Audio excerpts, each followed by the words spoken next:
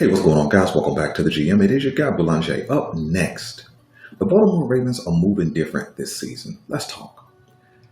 So, as a Baltimore Ravens fan, we all know that we typically sit out the first portion of free agency, really not doing any work until maybe the second or third week.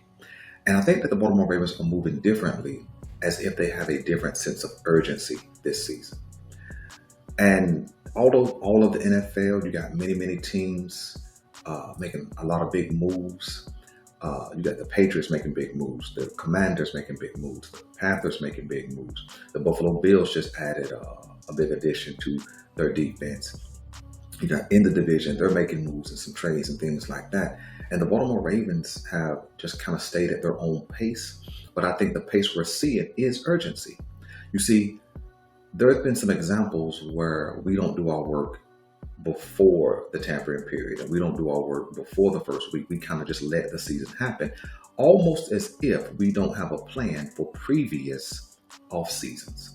But this season, it was clear that the Baltimore Ravens had a target. The first priority was going to be Ronnie Stanley.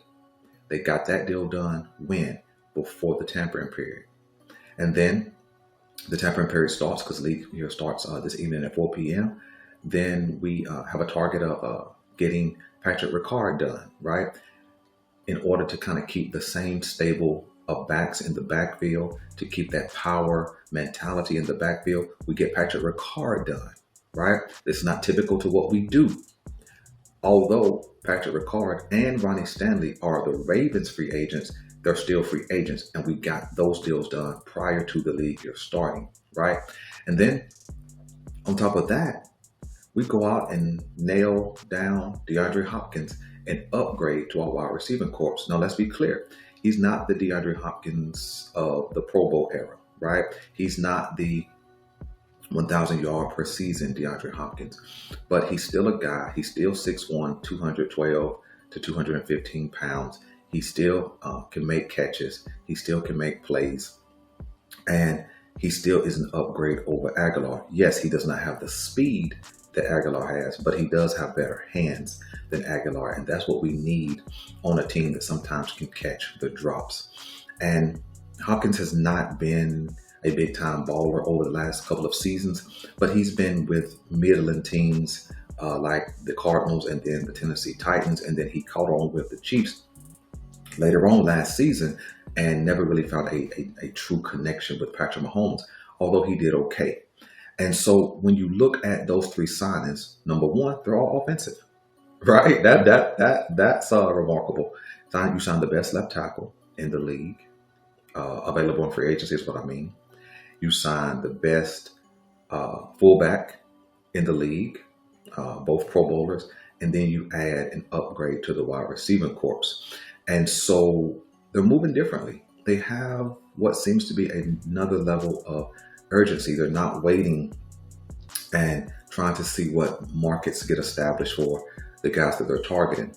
And although we need some things, we need an edge rush. We need a cornerback. We may need a middle linebacker, but yet and still, the Ravens have did their work early. I do believe that if the right offensive lineman lays out there long enough, like a Mekhi Becton or Will Freeze, unless they're already signed by the time I did this video, I believe we could try and nab one of them and go into the draft truly on the offensive side of the ball without any needs other than just adding depth pieces.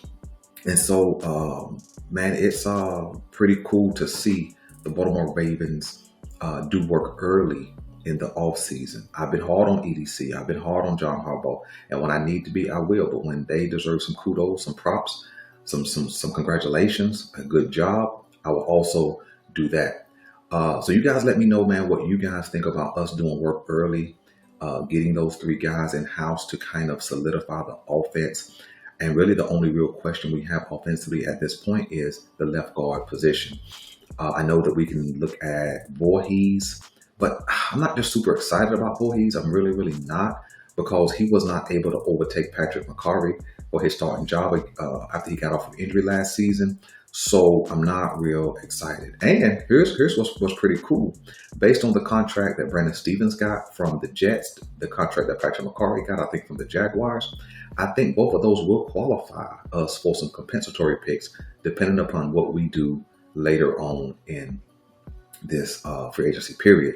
So, man, I'm super excited about what I'm seeing from the Ravens. Not super excited as we had some seismic upgrades, but super excited that we have done work to solidify some spots that had huge questions coming into this off season, man. So I'm gonna catch you guys later on. Don't know if it'll be this evening or tomorrow, but definitely gonna catch you guys later on, man. I appreciate you guys for plugging in. If you have not done so yet, please hit the like button. Also, if you're not a subscriber, hit subscribe. Got a big time show coming up for you guys on Saturday, man. We're going to take a tour of everything that has happened in the division and then into the AFC as a whole. And we're going to talk about how that impacts the Baltimore Ravens. I plan for that to be somewhere around an hour and a half to 2 hour conversation with you guys. So, man, appreciate you guys. I'm your guy, Boulanger. This is the GM, and I'm out.